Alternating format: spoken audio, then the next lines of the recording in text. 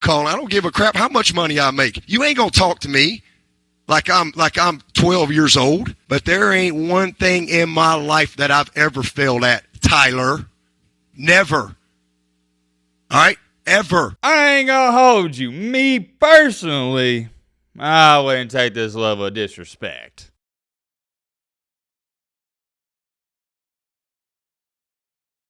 Happy Halloween, everybody. Hope you have a great and fantastic Halloween. Hope you take your kids out trick-or-treating. Or maybe, hey, you do some trick-or-treating. Or if you don't do any of that, hope you come back later tonight for some of the videos. Whatever you like to do on your Halloween, whether that's watch a scary movie, hang out with your family, do this or do that, I hope you enjoy it. However, with all that being said, you're not here for the Halloween talk. You're here for the college football talk. And if you like drama in college football, this is the video for you. We're not doing no intro, none of that. We're getting straight into it. This is the one and only topic we're going to talk about because I think it's that important. Yesterday afternoon, Dabo Swinney just completely went off on a fan, at least according to the reports. I haven't seen this video clip because I've been saving it because I want to give you guys my live reaction. The only thing I know is that this fan asked Dabo Swinney why Clemson was paying him $11.5 million or $10.5 million, something like that. That's the only thing I know. And Dabo Swinney responded with, "You're part of the problem. If you want to apply for the job, go for it and good luck to you." Ladies and gentlemen, boys and girls, we have a 5-minute video clip to react to, so you know what that means. We don't got time to waste. Let's get into it. Matt, roll a clip.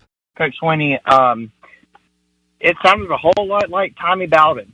And I'll tell you one thing, Tommy Bowden didn't make the same amount of money as you do. You make $11.5 million a year.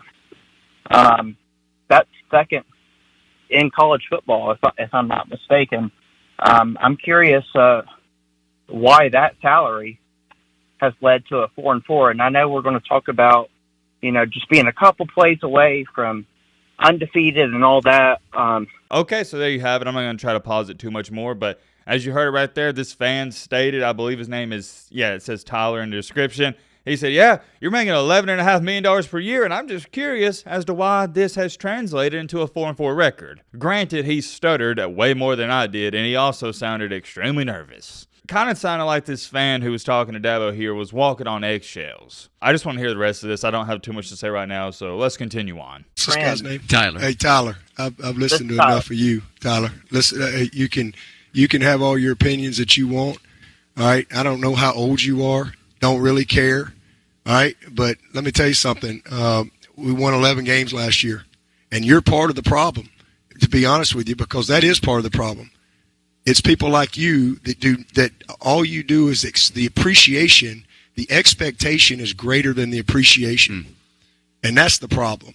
Last pause. I do want to throw this in there. I am, right now at least, I'm sort of backing Dabo Swinney on this. And y'all know that is rare. This is unbiased as it gets. If you've been watching the channel, you know this. Nobody has critiqued Dabo Swinney more than me in the past couple of years. I've said he's a dinosaur, which I still believe. I'm not backing down on those statements, but I'm talking about this situation. I've said this before. I'm going to say it again. Unfortunately, Dabo Swinney has become a victim of his own success, and you hate to see it. He himself raised the standard of Clemson football to competing for national championships every single year, and that wasn't the standard there before he got there. And unfortunately, when you're always going to the playoff, that raises the expectations of all the fans. Whereas if Dabo Swinney would have never got to the level and he was just winning 9 or 10 games a year, the expectations wouldn't have been that high. You see what I'm saying? It goes back to this. I can't dumb it down any more than this. He has been a victim of his own success. And so, we've won 12 10-plus win seasons in a row. That's happened 3 times in 150 years. So if you want to know why, Clemson ain't sniffed a national championship for 35 years. We've won 2 in 7 years. And there's only 2 other teams that can say that, Georgia and Alabama. Okay? Is this a bad year? Yeah. And it's my responsibility. Take 100% responsibility for it. But all this bull crap you're thinking, all these narratives you read, listen, man, you can have your opinion all you want. And you can apply for the job. And good luck to you. All right? But to answer your question, all right, we're second in draft picks. We've graduated 98% of our guys. We're second in wins. All right? If you want to know why, again, I'm telling you, we're not perfect. There's a lot of teams that, Frank Howard never had a bad year. Coach Ford never had a bad year. Coach K has never had a bad year in basketball. People have a bad year.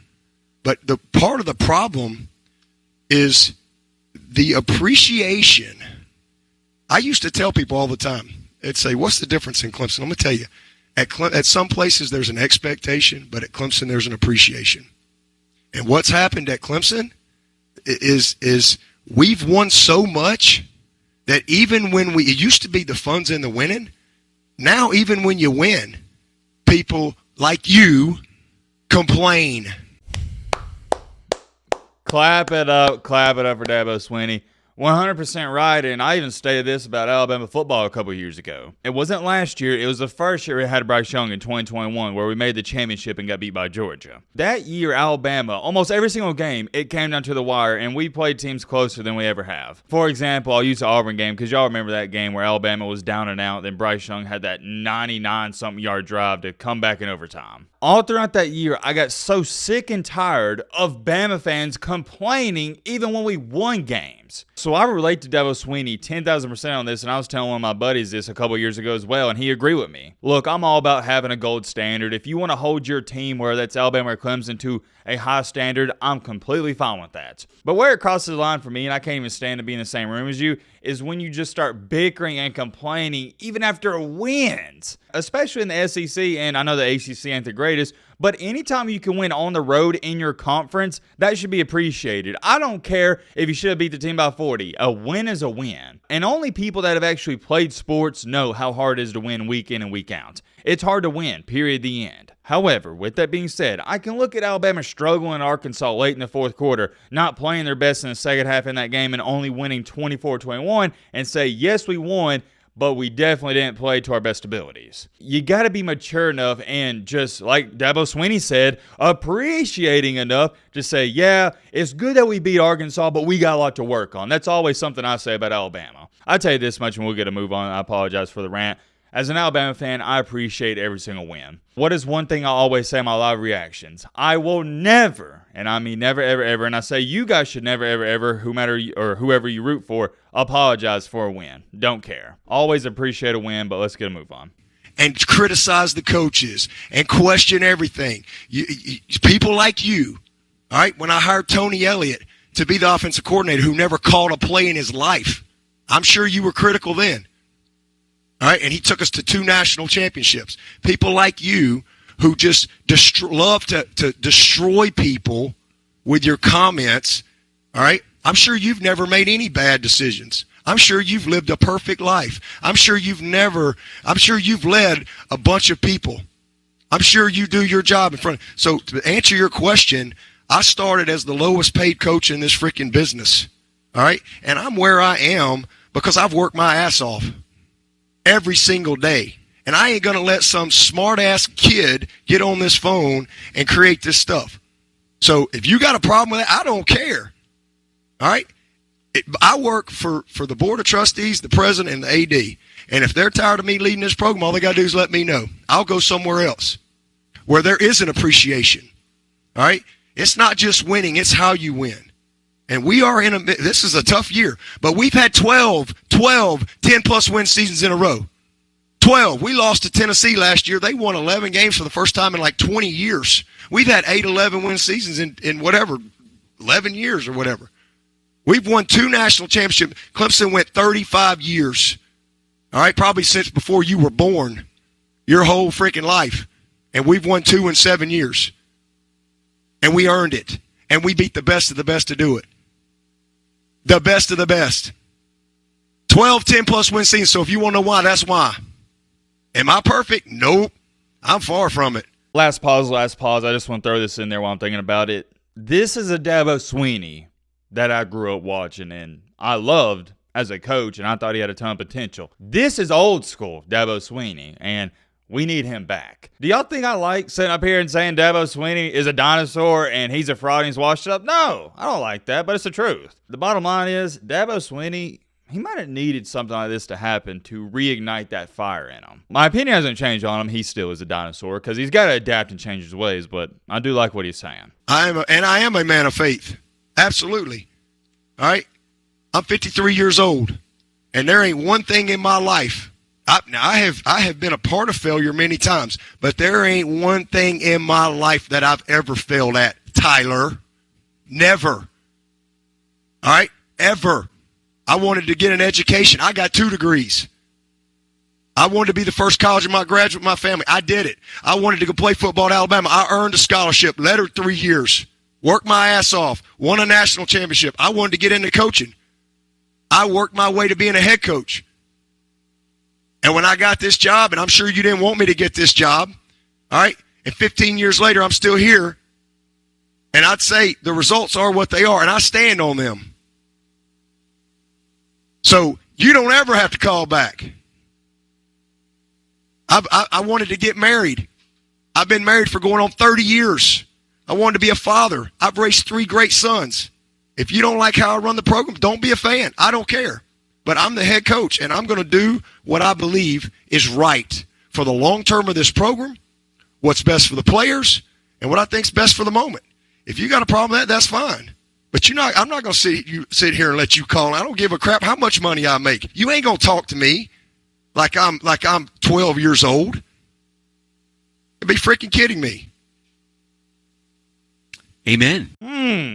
How you like that, Tyler? I ain't gonna hold you. Me personally, I wouldn't take this level of disrespect. No, but on a serious note, Tyler, you got owned, buddy. You got owned. Dabo Swinney made you look like a chump. And you're going to have your weenies and losers out here say, oh, Dabo Swinney's got too big of an ego. He's cocky. He's this or he's that.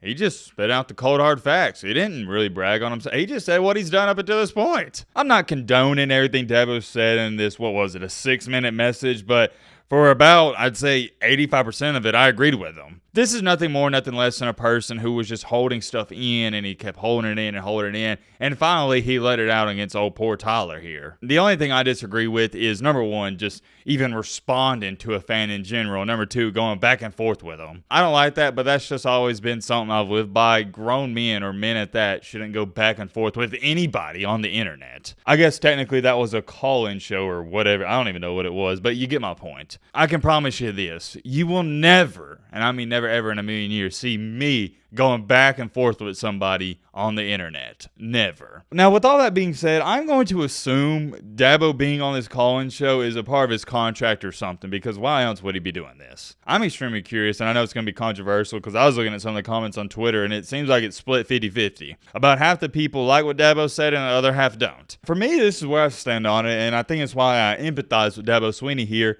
He has worked extremely hard to get to where he's got. And I'm also sick and tired of these fans just thinking they can talk to these celebrities or not just celebrities, my bad, but these head coaches and especially athletes any type of way they want to, because they chalk it up to, oh, well, that guy's making $10 million per year in the NBA or NFL, so he should be able to take my criticism, which is okay. I understand the perspective. You buy tickets, and if you want to boo somebody, I think you're entitled to that because that person or that quarterback's getting $40 million per year. But where my problem arises is you start crying and acting like a B word when they confront you. Because y'all know what I'm talking about. This happens in the NBA a lot. You'll see these fans talking trash to these players and they don't expect them to do anything. And then every now and then, one of these NBA players goes up to a fan and is like, what's up? I'm here. Do something. Or a lot of times, and I think Russell Westbrook did it, he said, what'd you say? What'd you say? And they don't keep that same energy when the NBA player confronts them. It's really funny because to me, I think you got to keep that same energy. And I just thought it was funny because Tyler here didn't keep that same energy. He got confronted by Dabo Swinney. He didn't know what to say. As a matter of fact, I don't think he said anything. I guess he just hung up. But my point is, this person, Tyler here, for example, he probably expected Dabo Swinney to say, yeah, we got to fix things. You're right. We got to work on things. And he didn't say that. He just straight up owned them. I don't really mind what Dabo said. I think a lot of people need to hear it. I'm curious. Let me know your thoughts down below. But